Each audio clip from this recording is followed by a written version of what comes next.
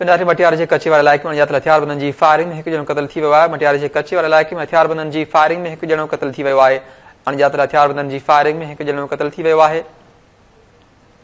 Breaking news मां कंदासीं मटियारी खंज ते कच्चे वारे इलाइक़े में अणॼातल हथियारबंदनि जी फायरिंग में हिकु ॼणो क़त्ल थी वियो आहे। गोलियूं लॻण सबबि ट्रैक्टर ड्राइवर कमाल बबर मारिजी वियो आहे। मड अस्पताल मुंतक़िल कयो वियो आहे।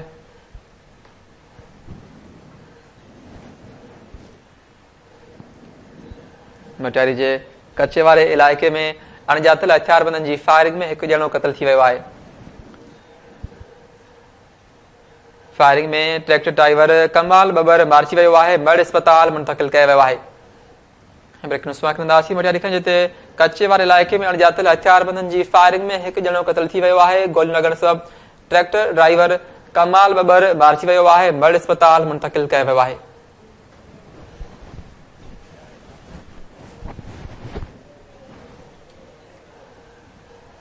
मटियारी जे कच्चे वारे इलाइक़े में अणॼातल हथियारबंदनि जी फायरिंग में हिकु ॼणो मारिजी वियो आहे। जॾहिं त फायरिंग में ट्रैक्टर ड्राइवर कमाल बबर मारिजी वियो आहे। मड अस्पताल मुंतक़िल कयो वियो आहे। नासरीन मटियारी जे कच्चे वारे इलाइक़े में अणॼातल हथियारबंदनि जी फायरिंग में हिकु ॼणो क़त्ल थी वियो आहे। फायरिंग सबबि ट्रैक्टर ड्राइवर कमाल बबर मारिजी वियो आहे। मड अस्पताल मुंतक़िल कयो वियो आहे। नासरीन मटियारी जे कच्चे वारे इलाइक़े में अणॼातल हथियारबंदनि जी फायरिंग में हिकु ॼणो क़त्ल थी वियो आहे। फायरिंग सबबि ट्रैक्टर ड्राइवर कमाल बबर मारिजी वियो आहे। मड अस्पताल मुंतक़िल कयो वियो आहे।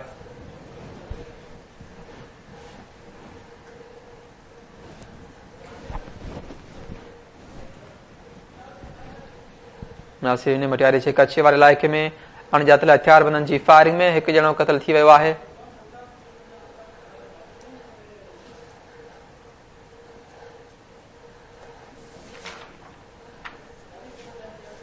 इन हवाले सां लाइन ते मौजूद आहे मटियारी में आज़ीज़ मेमन। जी आज़ीज़, छा तफ़सील आहिनि? जी बिल्कुल, मटियारी वेझो खेबराणी थाने जी हद में कच्चे जे इलाइक़े में कच्चे जी ज़मीन जे तकरार तां समा भचा ऐं खोसनि जे जेको आहे सो कच्चे जी ज़मीन जी मालिकीअ तां जेको आहे सो उन्हनि में तकरार हो, जंहिंजे नतीजे में समा धुर जो ड्राइवर हो मोहम्मद सालिह बबर जेको ट्रैक्टर ते कमु करे रहियो, उन खे जेका खोसा ऐं भचा बिरादरीअ जे माण्हुनि जे तरफ़ां जेका जंहिंजा नाला मालूम न थी सघिया आहिनि, उनखे गोली लॻी, जंहिंजे नतीजे में उहो क़त्ल थी वियो, जंहिंखे जेको आहे सो खेबराणी पुलिस मटियारी तेलका अस्पताल पहुचायो आहे। ऐं जॾहिं त हिन वक़्तु जेको आहे सो वारस जेके हुनजा पहुतल आहिनि ऐं पुलिस तरफ़ां पोस्टमार्टम जे लाइ हितां जेको आहे सो पुलिस अस्पताल इंतिज़ामिया खे चयो पियो वञे, जॾहिं त वारसनि जो चवणु आहे त हू पोस्टमार्टम कोन कराईंदा। हिन वक़्तु जेको आहे लाश जेको आहे कार्रवाई लाइ मटियारी अस्पताल पियल आहे। यानी पुलिस मूजिबि अञा इहा ख़बर कान पई आहे त हिन गोली जेका आहे त कहिड़ी धुर वटां लॻी आहे, किथां लॻी आहे, नामालूम ॼाणाए रहिया आहिनि, मगर इलाइक़े वासियुनि खां ख़बर पई आहे त समा खोसा ऐं भचा बिरादरीअ जे जेको कच्चे जी ज़मीन तां तकरार सबबि हे जेको समा बिरादरीअ जो ड्राइवर आहे ट्रैक्टर जो, उन गोली लॻी आहे जेको क़त्ल थी वियो आहे। जी ठीकु आहे, वॾी महिरबानी आज़ीज़ मेमन तफ़सील ॾियण जे लाइ।